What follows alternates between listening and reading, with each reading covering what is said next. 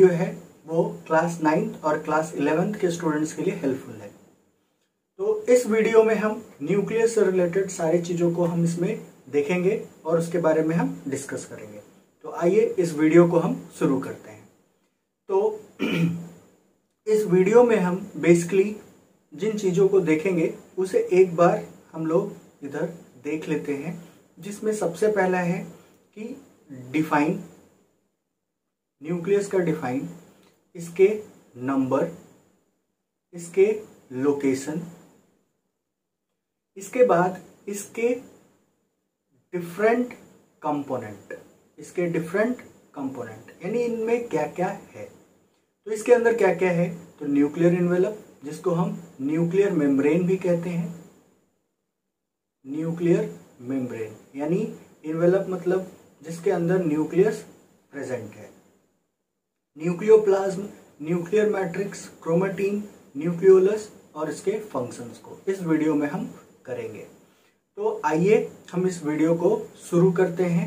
तो सबसे पहला है न्यूक्लियस का डिफाइन। तो न्यूक्लियस क्या है, तो ये एक specialized double membrane bound protoplasmic body है। Protoplasmic body means living body.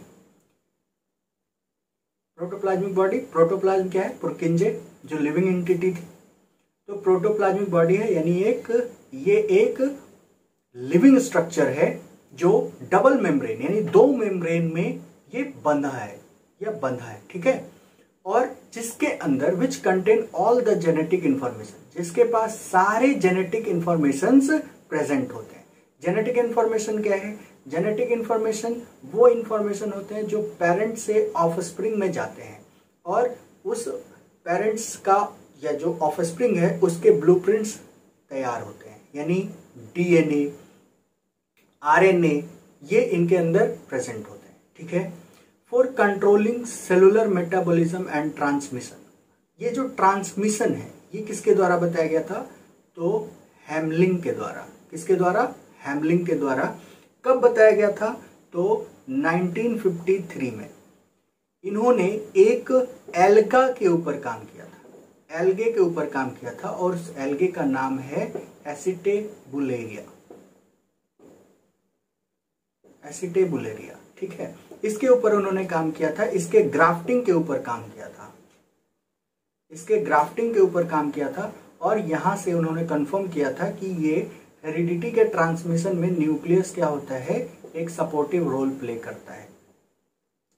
तो इसके बाद हम इसके फिगर को देखते हैं एक बार। तो ये जो फिगर हम लोगों को दिख रहा है यहाँ पे, ये हमारा न्यूक्लियस है, ultra structure of interphase nucleus. ये इंटरफेज न्यूक्लियस क्या है, तो इंटरफेज न्यूक्लियस वो न्यूक्लियस है जो जब सेल नॉन डिवाइडिंग स्टेट में होता है, जब सेल डिवीजन नहीं होते रहता है, तो उस समय जो न्यूक्लियस होता है उसी न्यूक्लियस को हम कहते हैं इंटरफेज न्यूक्लियस। तो सबसे पहले हम लोगों को दिख रहा होगा ये दो मेम्ब्रेन स्ट्रक्चर है, जैसा कि डिफाइन में बताया गया, it is a double specialised double membrane bounded protoplasmic body. तो ये जो दो मेम्ब्रेन है, इसके बाहर वाले मेम्ब्रेन को कहते हैं आउटर मेम्ब्रेन और इनर वाले मेम्ब्रेन को बोलते हैं इनर मेम्ब्रेन। जो इनर मेम्ब्रेन होता है वो क्या होता है, तो जो इनर मेम्ब्रेन है वो स्मूथ होता है और जो आउटर मेम्ब्रेन है वो रफ हो सकता है, स्मूथ भी हो सकता है। रफ कब होगा, तो जब इसके ऊपर राइबोसोम होगा, जब ये राइबोसोम बियर करेगा तो ये रफ हो जाएगा, ठीक है। इसके बाद इसका न्यूक्लियर एनवेलप को जब हम करेंगे तो उसमें इसको डिटेल में हम देख लेंगे। ऐसे इसका जो थिकनेस होता है 60 to 90 एंगस्ट्रॉन होता है और इन दोनों मेम्ब्रेन के बीच में एक स्पेस होता है, उसी स्पेस को हम कहते हैं पेरी न्यूक्लियर स्पेस। और इस पेरी न्यूक्लियर स्पेस की जो विड्थ होती है ये 100 to 500 एंगस्ट्रॉन होते हैं, ठीक है। और इन्हीं दोनों मेम्ब्रेन को हम मिलाकर क्या कहते हैं, न्यूक्लियर इन्वेलप। इसके बाद ये जो आउटर मेम्ब्रेन है उससे एक रेटिकुलम स्ट्रक्चर, जिसको हम कहते हैं एंडोप्लाज्मिक रेटिकुलम, वो जुड़ा होता है। इसके अंदर ये जो यू क्रोमोटीन और हेट्रोक्रोमोटीन है, ये है क्रोमेटीन। जो क्रोमेटीन है वो जेनेटिक इंफॉर्मेशन को कैरी करता है। ये बना होता है किसका, डीएनए और हिस्टोन का, ठीक है। इसके बाद यहाँ पे है फाइब्रस लैमिना। फाइब्रस लैमिना वो रीजन है जो इनर मेम्ब्रेन के पेरिफेरल के पास न्यूक्लियर मैट्रिक्स के द्वारा प्रिपेयर किया जाता है, जो एक स्कैफोल्ड को फॉर्म करता है क्रोमेटिन को जुड़ने के लिए या क्रोमेटिन को बाइंडिंग के लिए एक स्पेस प्रोवाइड करता है, उसी को हम कहते हैं फाइब्रस लैमिना। इसके बाद जो बाहर जो स्ट्रक्चर दिख रहा है राइबोसोम, यानी राइबोसोम किसके ऊपर प्रेजेंट है, आउटर मेम्ब्रेन, जिसके कारण वो रफ होगा, अगर एब्सेंट है तो वो स्मूथ होगा। इसके बाद इन दोनों के बीच में जहां पे ये डिसकंटिन्यूअस होता है वहां पे एक पोर कहलाता है, उस पोर को हम कहते हैं न्यूक्लियर पोर। और ये जो होता है ये सब्सटेंस के को चेक करता है, means it check the movement और entry of substance inside the nucleus, outside the nucleus, यानी न्यूक्लियस के अंदर और न्यूक्लियस के बाहर के एंट्री को ये क्या करता है, चेक करता है। ठीक है, इसके बाद यहां पे ये जो हेट्रोक्रोमेटिन है वो थोड़े वाइडर होते हैं और वो यूक्रोमेटिन के ऊपर इधर उधर प्रेजेंट होते हैं। तो जहां पे ये थिकर होते हैं तो उससे हम कभी कभी कैरियोसोम भी कहते हैं या कहीं से हम क्रोमोसेंटर भी कहते हैं। एक स्ट्रक्चर है जो बीच में ये स्ट्रक्चर हम लोगों को दिख रहा है, इसे हम न्यूक्लियोलस कहते हैं, जो कि एक नेक्ड स्ट्रक्चर होता है और ये राइबोसोमल आरएनए यानी आरएनए को बनाने में ये फैक्ट्री का काम कर रहा है, जो प्रोटीन सिंथेसिस में हेल्प करता है साइटोप्लाज्म, जो राइबोसोम के साथ जाकर वहां पे फॉर्म करेगा। और ये है न्यूक्लियोप्लाज्म, जो अंदर स्ट्रक्चर हैं जिनके अंदर सारी चीजें प्रेजेंट होती हैं। तो ये हमारा फिगर का एक ओवरव्यू था। अब हम लोग इसे एक एक करके देखते हैं। तो आइए वीडियो को आगे बढ़ाते हैं। तो सबसे पहला यहां पे क्या लिखा है, a nucleus in the non dividing phase is called interphase nucleus. Video के डिस्क्रिप्शन बॉक्स में इस नोट्स का लिंक दिया हुआ रहेगा, आप वहां से इसे अगर अच्छा लगा हो तो आप इसे वहां से डाउनलोड कर सकते हैं। ठीक है, इस न्यूक्लियस जो न्यूक्लियस है वो जब नॉन डिवाइडिंग फेज में होता है तो उसे हम कहते हैं इंटरफेज न्यूक्लियस। ठीक है, जो सेल डिवीजन है उसके अंदर दो फेज होते हैं, इंटरफेज और यम फेज, जिसको हम एक्चुअल डिवीजन फेज कहते हैं। इंटरफेज प्रिपरेशन फेज होता है। तो जब नॉन डिवाइडिंग स्टेज पे होता है तो उसे हम कहते हैं इंटरफेज न्यूक्लियस। और जो न्यूक्लियस होता है वो लार्जेस्ट सेल ऑर्गेनल है। ये लार्जेस्ट सेल कंपोनेंट है किसका, सेल का, यानी सेल का सबसे बड़ा स्ट्रक्चर कौन है, हमारा न्यूक्लियस। ठीक है, सबसे पहले इसे किसने देखा था, तो सबसे पहले इसे ल्यूवेनहुक सोलोमन 1700 में देखा था, आरबीसी ऑफ पसल्स फिश। ठीक है, और जो सबसे पहला स्टडी किया गया था वो रॉबर्ट ब्राउन के द्वारा किया गया था 1831 में, किसके, ऑर्किड्स के रूट सेल में। सबसे पहला किसने देखा था, रॉबर्ट ब्राउन ने इसको स्टडी किया था। ऑब्जर्व किसने किया था, तो ल्यूवेनहुक सोलोमन, कब, 1700 में। इसके बाद आगे बढ़ते हैं। तो ये लगभग सभी सेल्स में प्रेजेंट होता है, लेकिन कुछ सेल्स में ये एब्सेंट होते हैं। अब एब्सेंट होते हैं कौन कौन है, मैच्योर सीव सेल, जो वैस्कुलर प्लांट्स में, प्लांट्स के वैस्कुलर टिश्यूज के अंदर प्रेजेंट होते हैं, बेसिकली फ्लोएम में ये प्रेजेंट होगा। और ये मैच्योर ह्यूमन आरबीसी, आरबीसी जो होता है जब इनिशियल स्टेज में होता है तो उसके अंदर न्यूक्लियस होते हैं, लेकिन जब वो मैच्योर होता है तो उससे न्यूक्लियस डीजेनरेट कर जाता है या न्यूक्लियस हट जाता है। ऐसा क्यों, ताकि ज्यादा से ज्यादा ऑक्सीजन को ऐड किया जा सके आरबीसी का। आरबीसी का मेन फंक्शन है ऑक्सीजन को कैरी करना। उसके अंदर हीमोग्लोबिन होते हैं जो ऐड होते हैं ऑक्सीजन के साथ ऑक्सी हीमोग्लोबिन के फॉर्म में, और वो कैरी करता है। ये हीमोग्लोबिन के साथ ऐड होता है ऑक्सी हीमोग्लोबिन के फॉर्म में। ठीक है, तो यहां पे न्यूक्लियस हट जाता है। तो कुछ ऐसे सेल्स होते हैं जिसमें न्यूक्लियस एब्सेंट होते हैं, उस कंडीशन को हम कहते हैं ए न्यूक्लिएट। उस कंडीशन को हम क्या कहते हैं, anucleate. Means when nucleus is absent, nucleus is absent. और जब न्यूक्लियस प्रेजेंट होता है लेकिन वो डिजेनरेट हो गया, वो हट गया, रिमूव्ड हो गया, तो रिमूव्ड न्यूक्लियस को रिमूव्ड न्यूक्लियस कंडीशन कॉल्ड, उस कंडीशन में उसे हम कहेंगे इनन्यूक्लिएट, इन्यूक्लिएट। ठीक है, जब न्यूक्लियस को रिमूव कर दिया गया इनन्यूक्लिएट, और जब न्यूक्लियस था ही नहीं एन्यूक्लिएट कंडीशन। ठीक है, नेक्स्ट हम लोग देखते हैं नंबर। इसके नंबर बेसिकली क्या होता है, यूनिन्यूक्लिएट होता है। ठीक है, लेकिन ये बाई न्यूक्लिएट हो सकते हैं या ट्राई न्यूक्लिएट हो सकते हैं, यानी किसी में 2 हो सकता है, किसी में 3 हो सकता है। अधिकांशता में 1 होता है, लेकिन किसी में 2, किसी में 3, 2 या 3 बेसिकली पैरामीशियम के कंडीशन में, पैरामीशियम में 2 न्यूक्लियस होते हैं, 3 न्यूक्लियस भी होते हैं। तो एक जो न्यूक्लियस होता है उसको मैक्रो कहते हैं, और दूसरा जो होता है वो माइक्रो कहलाता है। जो माइक्रो न्यूक्लियस होता है वो हेरिडिटी में हेल्प करता है, हेरिडिटी में ये हेल्प करता है, और मैक्रो न्यूक्लियस जो होता है वो मेटाबॉलिज्म में हेल्प करता है। तो ये क्या होंगे, तो ये बाई न्यूक्लिएट होते हैं या ट्राई न्यूक्लिएट होते हैं। और कुछ जो होते हैं इनसे अधिक होते हैं, उस कंडीशन को हम कहते हैं मल्टी न्यूक्लिएट। यानी जब एक से अधिक सेल होते हैं, एक से अधिक न्यूक्लियस होते हैं, तो उसे हम मल्टी न्यूक्लिएट कंडीशन कहते हैं। तो उनका नाम अलग हो जाएगा कब, एनिमल सेल में। एनिमल सेल में जो मल्टी न्यूक्लिएटेड होते हैं उसको हम कहते हैं सिंटियल सेल। ठीक है, और जो प्लांट और फंगस में होते हैं उसे हम कहते हैं कॉन्सियाटिक सेल। उसे हम क्या कहते हैं, कॉन्सियाटिक सेल। इसका पोजीशन, जो पोजीशन है वो बेसिकली क्या है, तो पोजीशन जो बेसिकली है वो है centre of the cell, cell के सेंटर में प्रेजेंट होते हैं। ज्योमेट्रिक सेंटर जो उसका होगा उसके पास प्रेजेंट होते हैं। लेकिन जो प्लांट सेल होता है उसमें ये पेरीफेरी के पास चले जाते हैं, यानी सेल वॉल के साइड में चले जाते हैं। ऐसा क्यों, तो बीच में एक वैक्यूल जनरेट हो जाता है जिसको हम सेंट्रल वैक्यूल कहते हैं। इस तरह से हमारा जो न्यूक्लियस होता है वो यहाँ पे आ जाएगा, और जो किस कारण से आएगा, तो यहाँ पे सेंट्रल वैक्यूल प्रेजेंट हो जाता है, सेंट्रल वैक्यूल बन जाता है।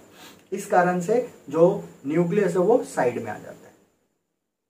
और किसी में ये बेसल होते हैं, बेसल मतलब बेस पे होते हैं। जो ग्लैंडुलर सेल यानी ऐसे सेल्स हैं जो किसी चीज का सिक्रेशन करेंगे, किसी हार्मोन्स का सिक्रेशन करते हैं, तो वो कहाँ होते हैं, तो उसमें न्यूक्लियस बेस पे होता है। इस तरह से ग्लैंडुलर सेल जो होते हैं वो इस तरह से प्रेजेंट होगा। वहां पे जो न्यूक्लियस होता है वो कहाँ होते हैं, इस तरह से बेस पे प्रेजेंट होते हैं। तो इसका ये लोकेशन है। ठीक है, शेप जो बेसिकली होता है ये राउंडेड इन आउटलाइन होते हैं, यानी बाहर का जो आउटलाइन होता है वो राउंडेड होता है, या ये ओवल या इलिप्टिकल होते हैं, किसमें, प्लांट सेल में। डिस्क शेप स्क्वेमस एपिथेलियम में डिस्क शेप के होंगे। लॉब्ड WBC में ये कैसे होते हैं, लॉब्ड स्ट्रक्चर में होते हैं। इस तरह से लोब में ये प्रेजेंट होते हैं। अब इसके बायोकेमिकल एनालिसिस को देखते हैं, यानी इसके अंदर क्या क्या कंपोनेंट या किस किस चीज के प्रेजेंस होते हैं। तो सबसे पहला जो होता है वो होता है डीएनए। डीएनए और आरएनए को हम मिलाकर न्यूक्लिक एसिड कहते हैं, न्यूक्लिक एसिड। और इसके पास एसिडिक प्रॉपर्टी जो आती है वो H3PO4 यानी फॉस्फेट ग्रुप के ऐड होने के कारण आता है। थोड़ा सा हम इसके बारे में जान लेते हैं कि डीएनए जो है पॉलीमर है, पॉलीमर ऑफ या लॉन्ग चेन ऑफ पॉलीन्यूक्लियोटाइड, यानी न्यूक्लियोटाइड का बना है। जब न्यूक्लियोटाइड को हम तोड़ेंगे तो इसको हम कहते हैं न्यूक्लियोसाइड प्लस फॉस्फेट ग्रुप, जो ये H3PO4 है। और जब इस न्यूक्लियोसाइड को तोड़ते हैं तो इसके साथ नाइट्रोजिनस बेस और शुगर होता है। शुगर होता है, ठीक है। और इस शुगर में जो डीएनए में है, तो डीएनए के पास होगा डीऑक्सीराइबोज और आरएनए के पास राइबोज शुगर होगा। डीऑक्सी ये किसके पास होगा, डीएनए के पास, ये किसके पास होगा, आरएनए के पास। तो जिसमें डीएनए क्या होता है 9 से 12% होता है, आरएनए 5% होता है, लिपिड 3%, बेसिक प्रोटीन 15% और बाकी जो बचा 65% ये हमारा एसिडिक प्रोटीन हो गया, न्यूट्रल प्रोटीन हो गया और कुछ एंजाइम्स होते हैं। और ये एंजाइम्स डीएनए और आरएनए को बनने में मदद करते हैं, जिसको हम पॉलीमरेज कहते हैं। ये पॉलीमरेज यानी डीएनए पॉलीमरेज, आरएनए पॉलीमरेज, ये जो एंजाइम्स होते हैं ये डीएनए के फॉर्मेशन में हेल्प करते हैं। इसके अलावा यहाँ पे कुछ कैल्शियम, मैग्नीशियम, सोडियम, पोटेशियम के ट्रेसेस भी मिलते हैं।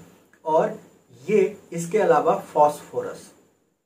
फॉस्फोरस जो डीएनए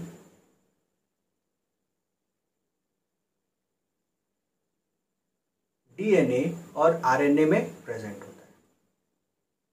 अब इसके हम अल्ट्रा स्ट्रक्चर को देखते हैं, जिसमें इसका जो डायमीटर होता है वो कितना होता है 5 से 25 माइक्रोमीटर। ये इसका जो डायमीटर है वो कितना है 5 to 25 माइक्रोमीटर। और इसमें हम लोग इसे 5 पार्ट में डिफ्रेंशिएट किया गया है, विभेदित किया गया है, जो है nuclear envelope, nucleoplasm, nuclear matrix, chromatin, nucleolus, जिसे हम एक एक करके देखेंगे। जब हम ओवरव्यू कर रहे थे तो उसमें हम लोगों ने देखा था न्यूक्लियर इन्वेलप, जो कैसा है, तो ये डबल मेम्ब्रेन है। कैसा है, डबल मेम्ब्रेन। इस डबल मेम्ब्रेन को इस फिगर में देखते हैं तो ये बाहर वाले मेम्ब्रेन को बोलेंगे आउटर मेम्ब्रेन, अंदर वाले मेम्ब्रेन को बोलेंगे इनर मेम्ब्रेन। और ये पोर्स होते हैं, ये यहाँ पे पोर्स हैं। और ये बीच में जो स्पेस दिख रहा है इसी को हम बोलते हैं पेरीन्यूक्लियर स्पेस। तो सबसे पहला है कि इसका काम क्या है, तो इसका मेन फंक्शन क्या है, तो ये अलग करता है न्यूक्लियस को किससे, साइटोप्लाज्म से। जो न्यूक्लियस और साइटोप्लाज्म को कौन अलग करता है, तो इसका न्यूक्लियर इन्वेलप। इसके बाद ये किसका बना है, तो लिपोप्रोटीन का बना है। और इसका ट्राइलैमेलर मेम्ब्रेन, जिसका थिकनेस कितना है 60 to 90 एंगस्ट्रॉन। जो इनर मेम्ब्रेन होता है वो स्मूथ हो सकता है। बाहर का जो मेम्ब्रेन है वो रफ भी हो सकता है, में rough due to bearing ribosome. अगर राइबोसोम है तो रफ होगा, नहीं तो स्मूथ होगा, जैसे एंडोप्लाज्मिक रेटिकुलम में होता है। इनके बीच एक स्पेस होता है, जिस स्पेस को हम कहते हैं पेरीन्यूक्लियर स्पेस। दो मेम्ब्रेन के बीच का स्पेस को हम बोलते हैं पेरीन्यूक्लियर स्पेस। और इसका जो टोटल विड्थ होता है वो होता है 100 to 500 एंगस्ट्रॉन। इसके पास न्यूक्लियर पोर होता है, जो सब्सटेंस के पैसेज को कंट्रोल करता है inside and outside of the nucleus in the cytoplasm. Cytoplasm से इंटर करेगा सेल में, साइटोप्लाज्म से इंटर करेगा न्यूक्लियस में, न्यूक्लियस से एग्जिस्ट करेगा साइटोप्लाज्म में। जैसे आरएनए का सिंथेसिस हुआ तो आरएनए जो राइबोसोमल आरएनए जो न्यूक्लियोलस के द्वारा बनाया जाता है वो न्यूक्लियर पोर से निकलकर कहाँ जाते हैं, राइबोसोम के पास, जो साइटोप्लाज्म में होता है प्रेजेंट। इसके बाद है न्यूक्लियोप्लाज्म। न्यूक्लियोप्लाज्म जो होता है किसके द्वारा बताया गया था, स्टार्सबर्गर के द्वारा बताया गया था। और ये 1882 में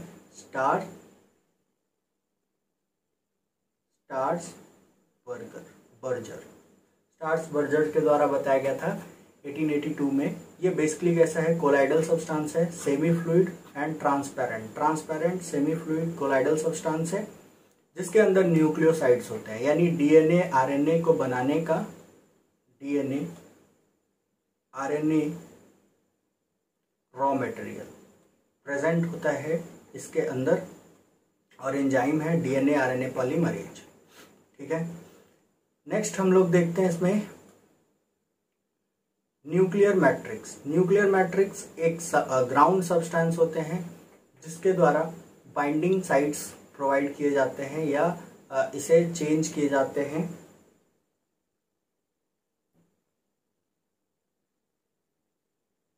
न्यूक्लियर मैट्रिक्स क्या है? तो ये फाइन फाइब्रिल्स, एसिड प्रोटीन के फाइन फाइब्रिल्स का नेटवर्क है जो क्रोमेटिन के द्वारा स्कैफोल्ड प्रदान करता है। स्कैफोल्ड क्या है? स्कैफोल्ड वो रीजन है या वो एरिया है जहां पे डिजायरेबल बाइंडिंग साइट्स प्रेजेंट होते हैं या बाइंडिंग रिसेप्टर्स दिए जाते हैं। तो ये एक फाइब्रस लेयर का फॉर्मेशन करता है जो पेरीफेरी यानी इनर मेम्ब्रेन के पेरीफेरी में एक डेंस फाइब्रस लेयर का फॉर्मेशन करता है, उसको हम कहते हैं न्यूक्लियर लैमिना। और ये हैरिस और जेम्स के द्वारा, हैरिस एंड जेम्स के द्वारा 1952 में दिया गया था। न्यूक्लियर लैमिना जो है हैरिस और जेम्स के द्वारा बताया गया था। और ये क्या है? पेरीफेरी में होता है जो क्रोमोटीन को जुड़ने में मदद करता है, क्रोमोटीन को जुड़ने में मदद करता है। नेक्स्ट है हमारा क्रोमेटीन। अब ये क्रोमेटीन क्या है? तो हम लोगों को दो वर्ड मिलेगा, एक मिलेगा क्रोमेटीन और दूसरा है क्रोमोसोम, दूसरा है chromosome.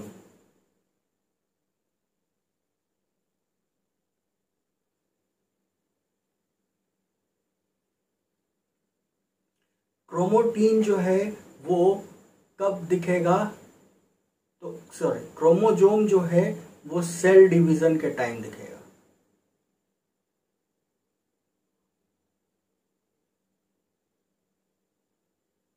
Visible during cell division. और ये कब दिखेगा? ये हम लोगों को इंटरफेज न्यूक्लियस में दिखेगा। ठीक है। और ये जो है क्रोमेटीन ही कंडेंस्ड होकर किस में बदलता है? क्रोमोसोम में। ये किस में बदलता है? क्रोमोसोम में। और क्रोमेटीन क्या है? तो thread like structure, thread like structure, धागे नुमा संरचना है जो इस तरह से ऐसे न्यूक्लियस के अंदर प्रेजेंट होता है। और इसको हम कहते हैं क्रोमेटीन ओवरलैपिंग। और इस तरह को हम कहते हैं क्रोमेटीन रेटिकुलम। रेटिकुलम मतलब होता है जालिका, जाली, जो कब बनता है? तो ऐसे ओवरलैप जब होते हैं तब। तो बेसिकली जो क्रोमेटीन है वो है थ्रेड लाइक स्ट्रक्चर, जो किसके कारण बनता है? Repetitive unit of nucleosome. Nucleosome के रिपीटेटिव यूनिट से क्रोमेटीन का फॉर्मेशन होता है और जो बना है डीएनए और हिस्टोन प्रोटीन का। तो डीएनए और हिस्टोन प्रोटीन से कौन बना है? क्रोमेटीन। और क्रोमेटीन ही कंडेंस्ड होकर किसमें बदल जाता है? क्रोमोसोम। यानी जब सेल डिवाइड करने वाला होता है तो क्रोमेटीन कंडेंस्ड हो जाता है और वो किसमें बदल जाता है? क्रोमोसोम में। तो हम लोग इसको देखते हैं। तो थिन लाइक स्ट्रक्चर है जो कंपोज्ड है किसका? डीएनए और हिस्टोन प्रोटीन का। ये ओवरलैपिंग में होता है और क्रोमेटीन रेटिकुलम का फॉर्मेशन करता है। दो रीजन में ये डिफरेंशिएटेड होता है, यूक्रोमेटिन और हेट्रोक्रोमेटिन। जब डीएनए और हिस्टोन आपस में जुड़ते हैं तो एक फॉर्मेशन करते हैं न्यूक्लियोसोम का, न्यूक्लियोसोम का। तो जहां पे न्यूक्लियोसोम ढीला बंधा होता है, लूजली पैक्ड, लूजली पैक्ड, उसे हम कहते हैं यूक्रोमेटिन। उस रीजन को हम कहते हैं यूक्रोमेटिन। और जहां पे ये टाइटली पैक्ड होता है, टाइटली पैक्ड होते हैं, उसे हम कहते हैं हेट्रोक्रोमेटिन। तो ये बेसिकली क्या होते हैं? नैरो होते हैं। और ये कैसे होते हैं? वाइडर होते हैं। यानी ये पतले होते हैं और ये चौड़े होते हैं। इसका जो थिकनेस है वो कितना होगा? 30 to 80 एंगस्ट्रॉम। ठीक है, इसका कितना होगा? 30 to 80 एंगस्ट्रॉम। और इसका 250 एंगस्ट्रॉम से भी ये ज्यादा होता है। और जो हेट्रोक्रोमेटिन है, ये जो हेट्रोक्रोमेटिन है ये यूक्रोमेटिन के ऊपर जहां तहां प्रेजेंट होगा। फिगर में हम लोगों ने देखा था दो, एक था क्रोमोसेंट्रोमर और दूसरा था फॉल्स न्यूक्लियोलस या कैरियोसोम, फॉल्स न्यूक्लियस और कैरियोसोम। इस स्ट्रक्चर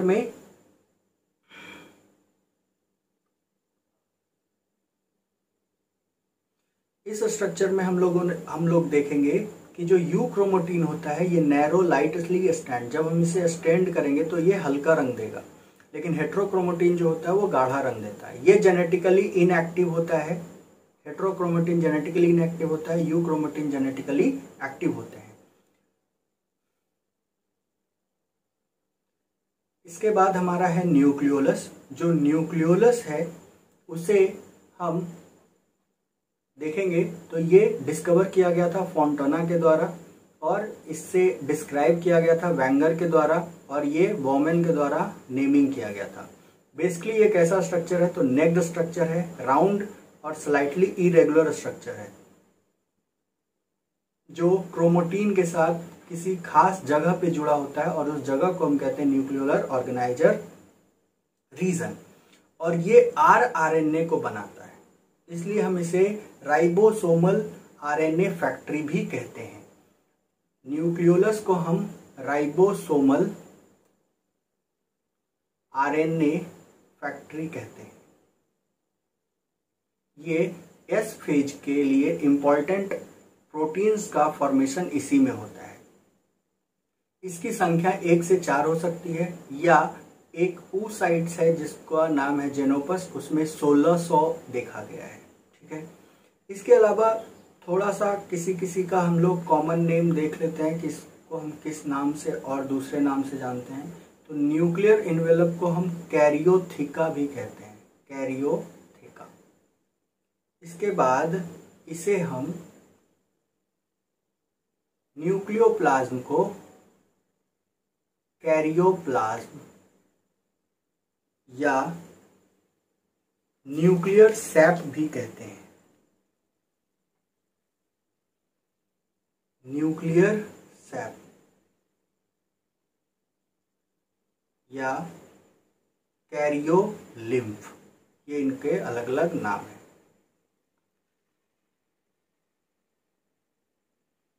नेक्स्ट हम लोग इसका फंक्शन देख लेते हैं। तो ये मेटाबॉलिज्म को कंट्रोल करता है, इसलिए हम ब्रेन ऑफ द सेल इसको कहते हैं, brain of the cell. Ribosome के फॉर्मेशन में हेल्प करता है, आरआरएनए के फॉर्मेशन में। वेरिएशन प्रोड्यूस होता है, जब गैमेट्स का फॉर्मेशन होता है तो इसके अंदर एक क्रॉसिंग ओवर होता है, जिसके कारण क्रोमोजोम का सेगमेंट चेंज हो जाता है और वहाँ पे वेरिएशन क्रिएट होते हैं।